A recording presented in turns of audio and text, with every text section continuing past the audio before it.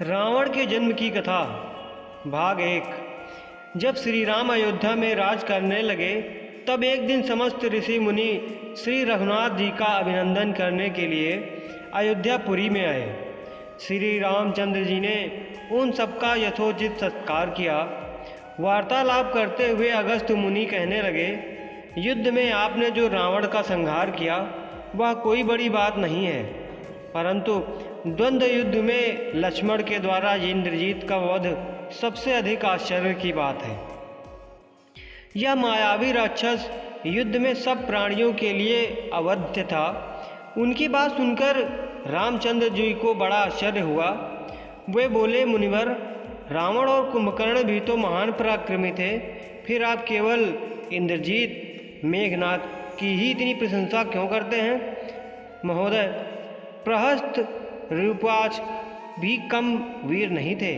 इस पर अगस्त्य मुनि बोले, इस प्रश्न का उत्तर देने से पहले मैं तुम्हें रावण के जन्म, वर प्राप्ति आदि का विवरण सुनाता हूँ।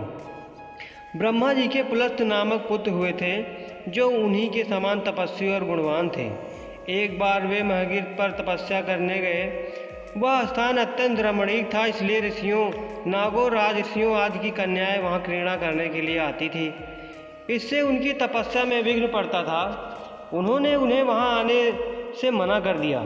जब वे नहीं मानी तो उन्होंने शाप दे दिया, कल से जो भी लड़की यहाँ मुझे दिखाई देगी वह गर्भवती हो जाएगी। से सब कन्याओं ने तो वहाँ आना बंद कर दिया, परंतु राजश्री त्रिबिंदु की कन्या शाप की बात से अनजान होने के कारण उस आश्रम में आ गई और महर्षि के दृष्टि पड़ते ही गर्भवती हो गई।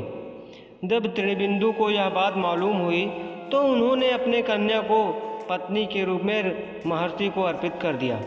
इस प्रकार विश्रवा का जन्म हुआ, जो अपने पिता के महान वेदविद और धर्मात्मा हुआ। महामुनि भरद्वाज ने अपनी कन्या का विवाह विश्रवा से कर दिया। उनके विश्रवण नामक एक पुत्र हुआ, वह भी धर्मात्मा और विद्वान था। उसने भारी तपस्या करके ब्रह्मा जी को प्रसन्न किया और यम, इंद्र तथा वरुण के सदृश लोकपाल पद को पाया। फिर उसने चित्रकूट पर्वत पर बसी लंका को अपना निवास स्थान बनाया और राक्षसों पर राज्य करने लगा। श्री राम ने आश्चर्य से पूछा, तो क्या कुबेर और रावण से भी पहले लंका में मांसभक्षी राक्षस रहते थे?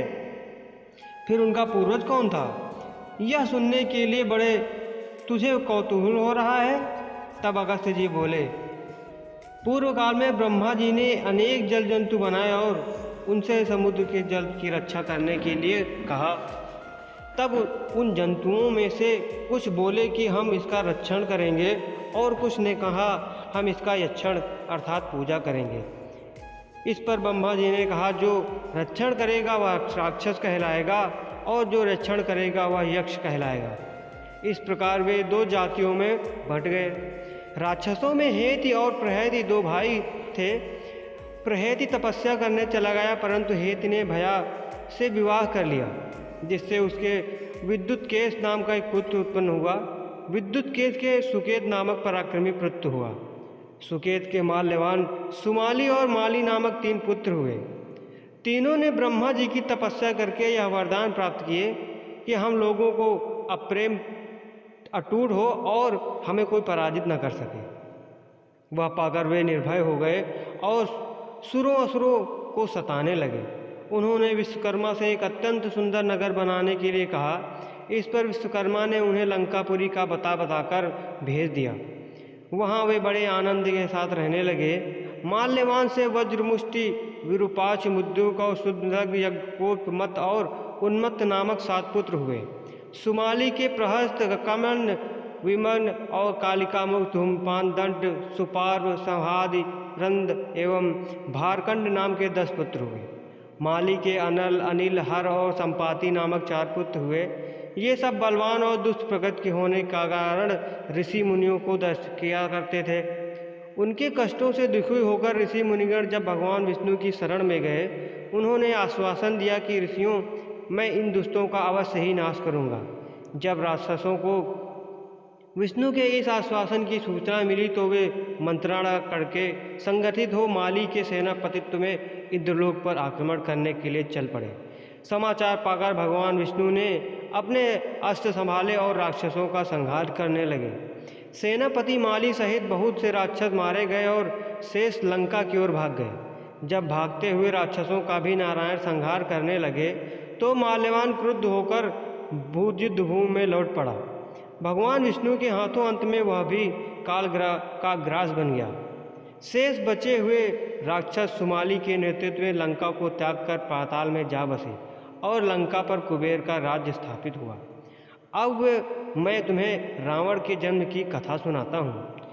राक्षसों के विनाश से दुखी होकर सुमाली ने अपनी पुत्री कैकसी से कहा, पुत्री, राक्षस वंश के कल्याण के लिए मैं चाहता हूँ कि तुम परम पराक्रमी महर्षि विश्रवा के पास जाकर उनके से पुत्र प्राप्त करो।